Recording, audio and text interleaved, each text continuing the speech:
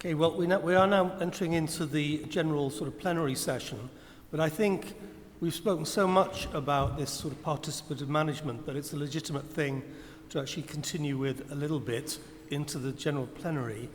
And I think the lady in the red check jacket wanted to say something.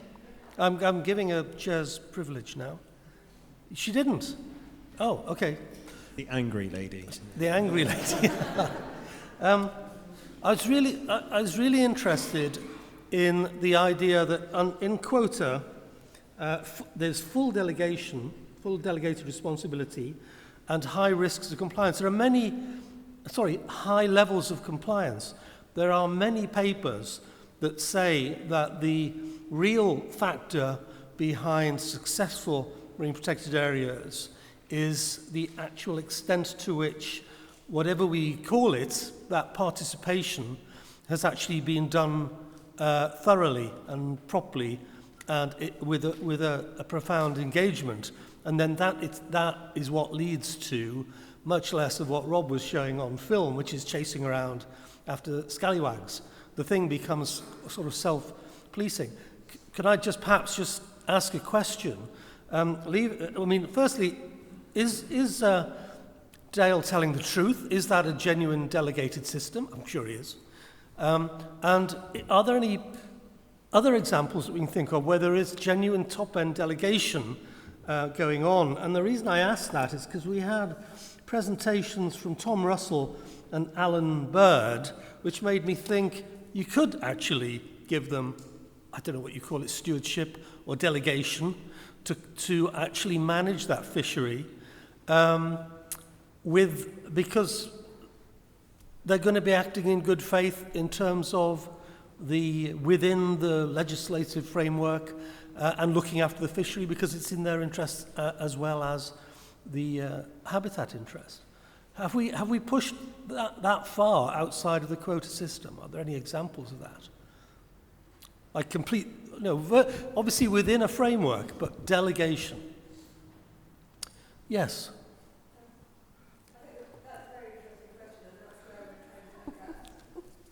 That's a very interesting question. Alison Debney from Essex Native Oyster Restoration Initiative, and something that we're sort of trying to explore. How do we get that long-term management of the marine protected area with marine features?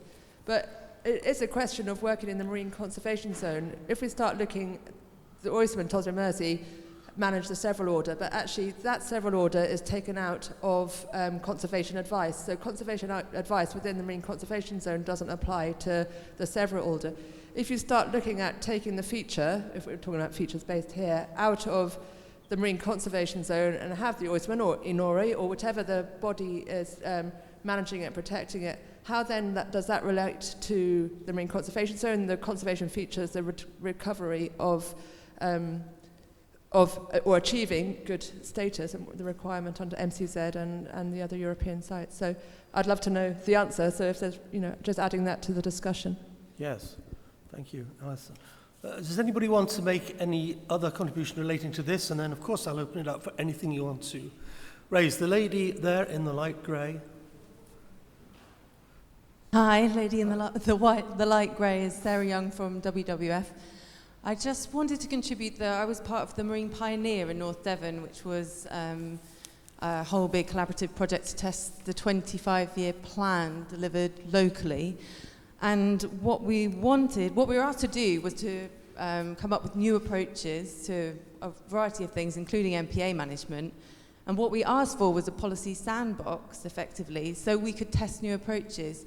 And that was denied, effectively. So I'd say there aren't that many examples of devolved responsibility or even opportunities to test new ways of potentially doing that.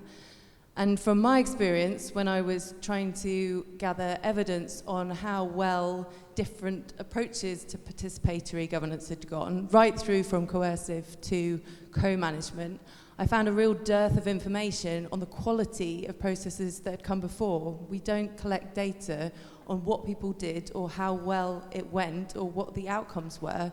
So it's very hard to justify a more expensive approach when you haven't got this body of evidence to call on that says it actually works in these contexts. Thank you for that. Any contributions in this broad area? Okay, so can I now invite any contributions on any question? We need a panel up here, so whoever you are, I think Jamie has told you who you are. So I don't know who you are, but do I? Get up here.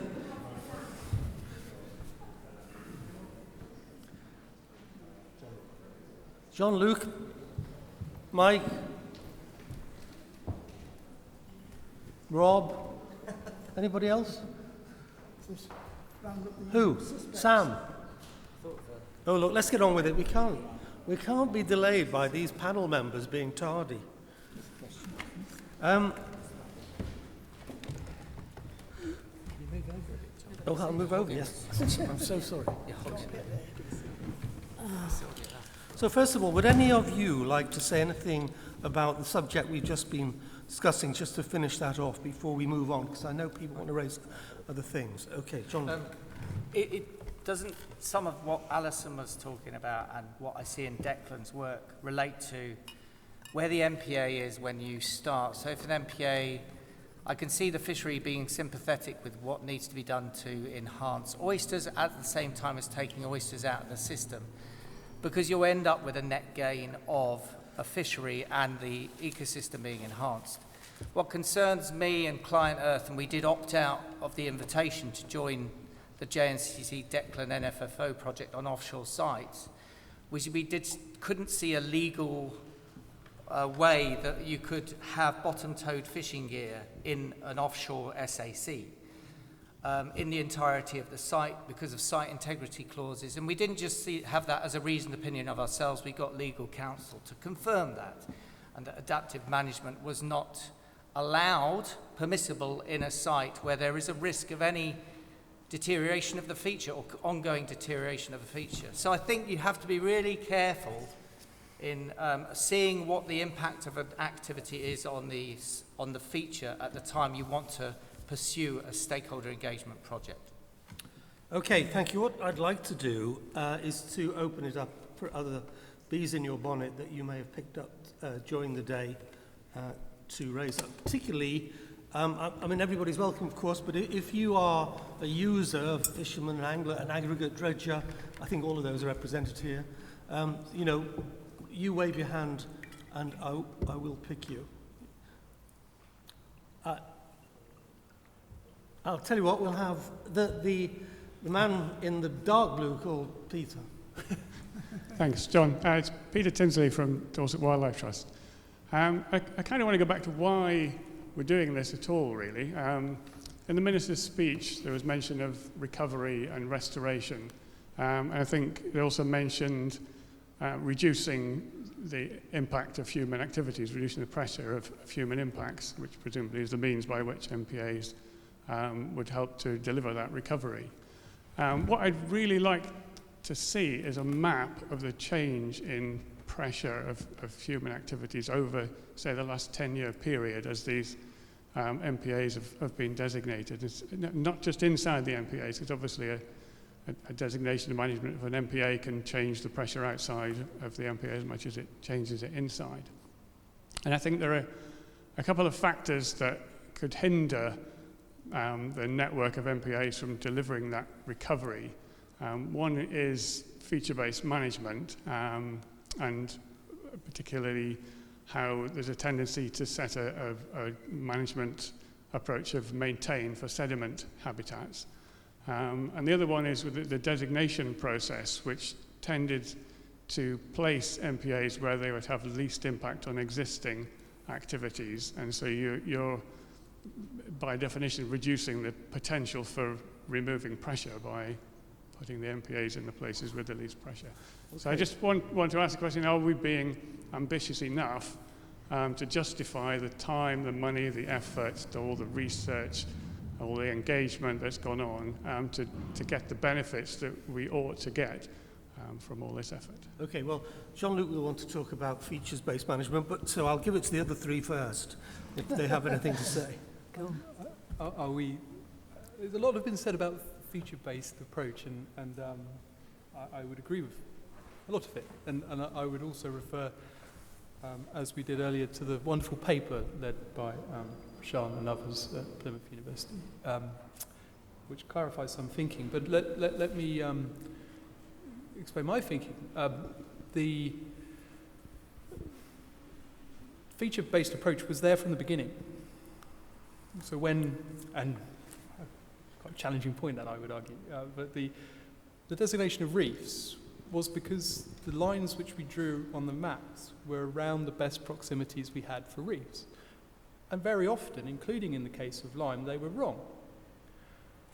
So I wouldn't argue that one should not be ambitious. I think actually we could have been more ambitious, but the story we tell is very important. I don't think it was a feature-based approach to come up with a deal in a dark room when the original box was created in Lyme, to use the best example. I think that was just the political way of doing it back then. And what the revised approach, which is a features-based approach, did was allow a systematic approach. And as we build upon that systematic approach, we apply our new thinking. And our new thinking recognizes, as the point Jean-Luc made, this is not just about three-dimensional stuff. It's about the stuff which lives in between. So, perhaps 10 years ago we didn't really think too much about the stuff which lives in between. Now we do. It doesn't mean a feature-based approach should be thrown out. It just means it should be built upon. And I guess the central tenet of the other things I've been trying to talk about is that we should build upon our success rather than complain about it and try and throw it out. And one of the reasons we can't tell good enough stories, perhaps, is because there's not enough money. And we need to lever a variety of resources to get more resources in so we can tell the success and build on the success, because that's how we make progress, in my view. Okay, can I have more from the audience? The lady over there with the black and white check or blue and white check top, called Sue. Hi, I'm Sue Wells. I'm a bit unaffiliated at the moment. I've just got two small bees in my bonnet at the moment I'd like to share. One is, it's just wonderful hearing all this talk about stakeholder engagement and participation, because I think that's a big change over the last 10, 15 years, however long we've been going. It was that time since I was involved at the beginning of the MCZ project. And I know we've been talking mainly about fisheries here because we've got predominantly IFCA representation, but I don't think anybody's mentioned the coastal partnerships, because I could see them as playing a very, very important role in the future of MPA. Not so much they were not responsible for direct management, but all this thing of getting people engaged, and MCS's community voice method, which is so good, but the sort of bodies which exist and which are very powerful, I think, at the moment, around the UK and England in particular, are the coastal partnerships. Okay. And the second bee in my bonnet is, I don't know how many people in here are familiar with IUCN's Green List of protected and conserved areas, which is often misinterpreted as being some kind of exam you go through and then you can get a green star next to your protected area name. It's not at all. It's a sort of mechanism to help you improve your management. The UK is sort of noticeable by not participating in this. It applies to marine and terrestrial as well as marine protected areas. There are rather few marine protected areas on the list so far. France has picked it up in a big way and understood it. The California MPA network, which some of you may be familiar with, has just registered as a candidate. I think we've got a wonderful opportunity here for the English inshore MPAs to actually look at what this would involve, and really quite high potential of getting the sites through onto the green list. You wouldn't expect to get everything through in one go. It's quite resource intensive, but there are ways to make it easier, and I'd be very happy to help if anyone wants to look at that. Oh, okay, well, we might take you up on that. Right. I think it's really interesting that you mention those wider coastal partnerships, because the focus over the last 7 to 10 years has been entirely on fishing activity, with some work done with respect to whether marine licenses have been granted in particular MPAs. But there's a lot of talk always about IFCAs being MPA managers, but we manage fisheries activities in MPAs.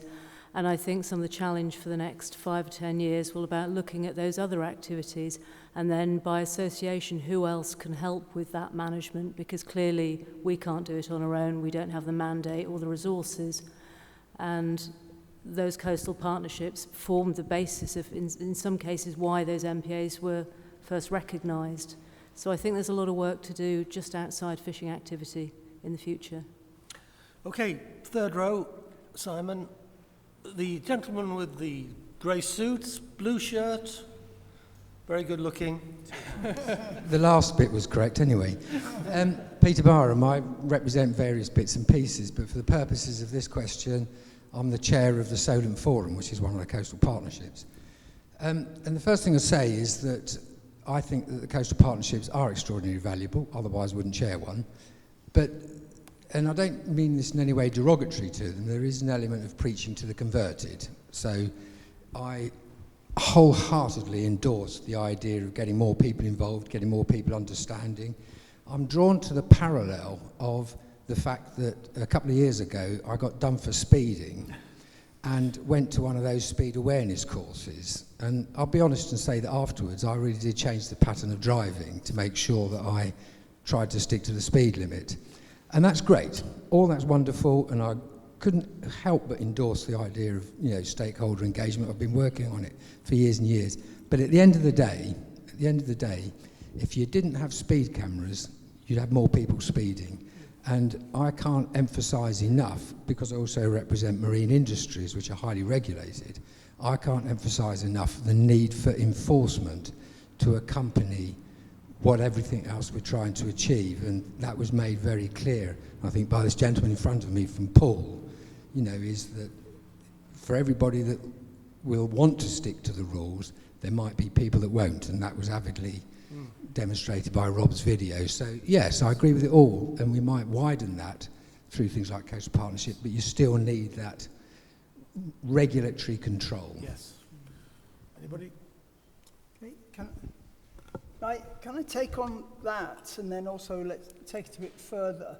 I mean, firstly, the point about, I think Peter touched on the stakeholder engagement, and some of you remember, and certainly Sue will, I was part of the science advisory panel for the MCZ project, which was stakeholder-led. And I remember having the qualms at that time that what we were doing was we were reaching what would be called the lowest common denominator. That is, we were designating sites that nobody else wanted. You get together a lot of different activities in a room, you know, the wind farms, the aggregates, the oil and gas, the conservationists. And everybody says, I don't want the site to be there because that's my best area. And what you do is you end up with a site that nobody wants to do anything with, and that's what we call the MCZ. And we were worried about it then, and I'm not sure my worries have gone away. This whole point about taking Peter's point there, as some of you know, I started thinking about, okay, what do we mean by management? And I started thinking, well, let's regard the marine environment as a branch of Tesco's. What does the manager need to do, or rather not need to do? So, for example, the business manager would say, you can't manage what you can't measure. Well, we're trying to manage systems that we haven't got any measurements for. You can't manage, this is peace control, you can't manage what you can't control. And this, I think, was Declan's point. When you move outside the inshore, we don't have the control over those areas. You can't manage unless you have the wider information, the knowledge, the skills. And we've lost those over the last decade or so. A couple of times I said today, you can't manage unless you know where you're going. You know, the George Harrison song, if you don't know where you're going, any road will take you there, sort of thing.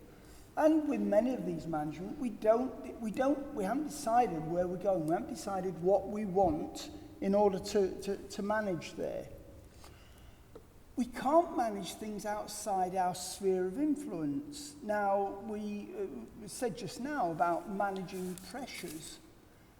But we don't manage pressures, which is a mechanism of change. What we usually do is we manage activities because we can see where those occur. and we make an assumption that an activity gives us a pressure. Now the problem is that we have a footprint of activities, we have a footprint of pressures, and we have a footprint of effects. Some of those are outside the area that you're trying to manage there. Okay, and can we... yeah, and then the final point is, what is our control over what we're trying to manage? Now, I've just been involved in a project for a wind power company to try and look at how we design compensation areas for offshore wind farms. And we've got compensation areas for inshore and estuaries, but when we move to these areas where we don't have control over the area and over the physical processes and the sediment and so on, we cannot manage in those terms. So I think it's trying to realise what we can manage and what we can't manage. And very often what we do is we manage a posteriori. We look at a change and then we respond to that change, rather than say in advance, this is where we're going. Okay, look, I'll take one more and then we've got to go. We are overrunning, but obviously something going on. The lady there again with the, or whatever it was. Thank you for giving me a second go. I've got a question for the panel, which I need to ask. I feel like it needs to be asked. I'm really surprised we haven't heard more about climate change today. We're in a climate emergency. The public are really interested in it. The government's really interested in it in the run-up to COP. And I think the theme through the day has been the lack of resources. And I would heavily suggest that if you want more resources, please reframe what you're doing as to how it speaks to mitigation and adaptation for climate change. But my question is, what can the IFCAs do around this agenda? What would you like to do? You can take this one. Okay, Rob, and then I'll finish off. I'm conscious that we have Professor Rick Stafford, who I might defer to in an answer to that, but I think fundamentally our inshore fisheries and food provisioning are some of the lowest impact across a wide number of metrics. So if we're going to eat seafood, and we know that in particular shellfish are some of the lowest environmental footprints from the perspective of climate change, then we need to manage them correctly, and that's what we're in the business of. So we can repackage this how you will, but it does need that wider central government leadership in this regard. But inshore fisheries are so important in food provisioning, and we forget that sometimes because the frame of conservation sometimes does not engage with food provisioning. But that's what we're trying to, in the business of merging those two factors. I think... Go ahead. Go ahead. Salt marsh and seagrass, salt marsh and seagrass, they get the bylaws. So you could say that, yeah, we are sequestering carbon. Okay. I'm going to finish it there. I'd just like to put in a good word for the manila clam, the alien species that was so criticised. My feeling is that that what will happen and is happening is that our indigenous species are retreating, and unless we welcome some of the southern species in, we will have depleted ecosystems. And we showed you may have read it in the Proceedings of the Royal Society, that actually the manila clam in Poole Harbour is reducing overwinter mortality of the protected birds that make the harbour an SPA. So that's just mischief, but I'll finish that point. Can I, just following that point, the European project I mentioned earlier about the effect of climate change on fisheries and aquaculture, I think called Ceres, that's just finished. So if you want the reports from that, just send me an email. But there, I mentioned earlier, we're not just talking about risks, but we're talking about opportunities as well. Okay, and that word opportunity is a good place to finish. I just got to do some thanks. I'd like to thank Sam for chairing the session and sitting there. I'd like to thank our panel. Don't clap. You can clap at the end if you wish. I'd like to... let's see, who else? Defra.